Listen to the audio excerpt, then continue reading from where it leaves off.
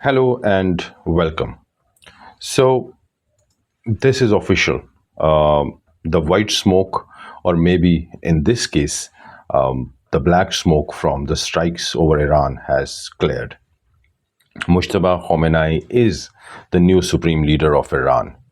I was looking at the history books this morning, and the irony is just that it's staggering. In 1979, the Iranian people end the monarchy. They wanted to end the Pahlavi dynasty. And today, on March 8th, 2026, the Islamic Republic officially became a dynasty itself. For the first time in nearly 50 years, power didn't pass to a senior cleric or a revolutionary hero. It stayed in the family. But this wasn't some grand ceremony at the Golestan Palace. This was a wartime coronation. While the assembly of experts was meeting mostly online because of the security risks, Israeli and US bombs were literally hitting targets in Qom. This is a transition born in a bunker, and today we need to talk about why this choice changes everything for the Middle East, for Washington, and for the people of Iran who are waking up to a very different country. Let's get into who Moshtaba is. Because for 56 years he has been a ghost. He never held an elected office, no cabinet seat, no presidency. He was the gatekeeper of the Bait, the office of the supreme leader. Think about that power for a second.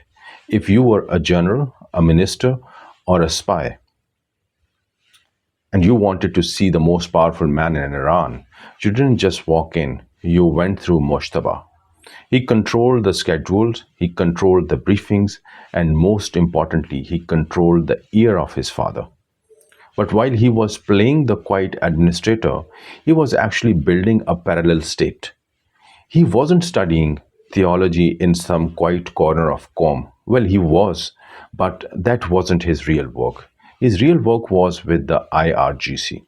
He served in the Habib Battalion during the tail end of the Iran Iraq War. The men he shared a trench in 1988, they are the ones wearing the stars on their shoulders in the Revolutionary Guards today. They did not choose him because he's a great religious scholar. They chose him because he's one of them. Now, here is something we all miss, and the mainstream media also misses, and that fact is money. Mushtaba isn't inheriting a title; he's inheriting a financial empire that would make a Silicon Valley CEO blush. We are talking about seated and execution of Imam Khomeini's order. It's a massive amount of money and answers to no one but the supreme leader. No parliament, no oversight, and recent investigations. I have been digging through the Reuters and other newspapers on the estimate of the family's control assets are somewhere between 100 to 200 billion. Everything from oil and telecommunication to ostrich farming. They have real estate in London, hotels in Spain, golf courses in Spain, and Mujtaba has the one who managing these shadow networks to keep the IRGC funded, while the rest of the country is under heavy sanctions. So when people ask how has the regime survived this long, the answer is Mujtaba and Mojtaba's checkbook. He knows exactly who needs to be paid to keep the system loyal. But there's a massive problem, and that problem is legitimacy. In Iran, the supreme leader is supposed to be a marja, a source of emulation, and a top tier religious authority. Mojtaba, he's a Hujjatul Islam. That's like a PhD student trying to run the university, even though state media started calling him Ayatollah back in 2022 to prepare everyone for this. The senior clerics in Qom are not happily, reportedly, and then there is a Washington. Donald Trump has already called him a lightweight. He has signaled that the US might not even recognize him as a legitimate head of the state. This puts Mujtaba in a corner. When a leader is seen as a weak, or illegitimate, they usually do one of two things: they reform or they crack down. Given his authority with 2009 Green Movement and 2022 protest, where he was seen as the architect of the repression, I think we know which way he might be leaning. There is a very real fear that he might push for a nuclear breakout to prove his strength. If he feels the US and Israel are coming for him next, he might decide that a nuclear weapon is his only life insurance policy.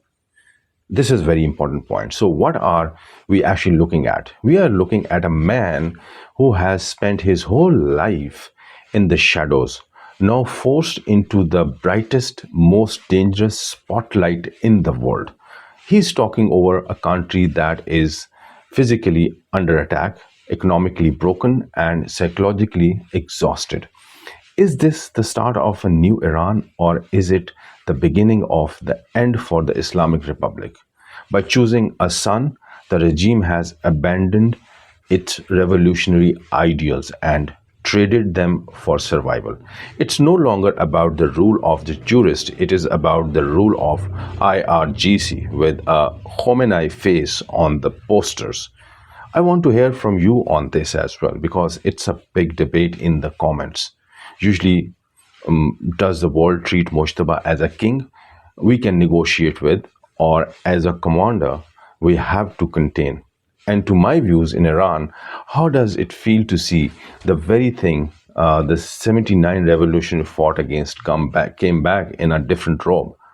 So you must drop your thoughts. If you found this vlog helpful, hit the like button. It really helps the channel to grow. Thank you very much. This is Dr. Adil, and I'll see you in the next vlog.